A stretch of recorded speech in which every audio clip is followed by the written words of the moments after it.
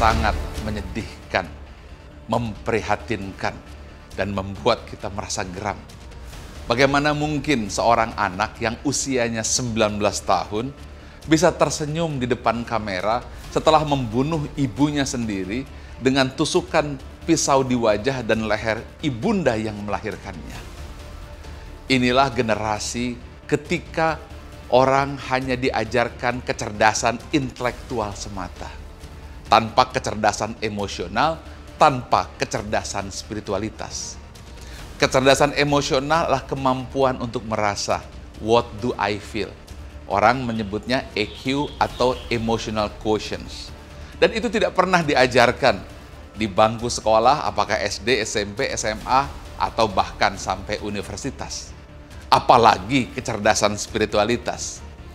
Kecerdasan spiritualitas atau SQ atau spiritual quotient atau spiritual intelligence, itulah kemampuan untuk mendengar hati nurani dan faham siapa jati diri dan suara hati fitrah yang terdalam atau who am I.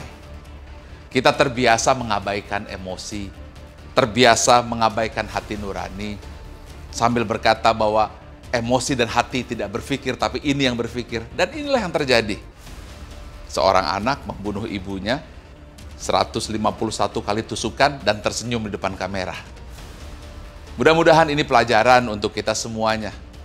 Bukan hanya di Indonesia, tetapi juga di Malaysia dan di seluruh dunia. Bahwa tidak cukup mengajarkan anak-anak kita, generasi kita, hanya IQ atau kecerdasan intelektual atau nilai akademik. Yang itu sudah jelas hanya berperan 10 hingga 20% saja keberhasilan. Tanpa adanya kecerdasan emosional, kemampuan merasa, tanpa adanya kecerdasan spiritual, kemampuan untuk mendengar nurani yang terdalam.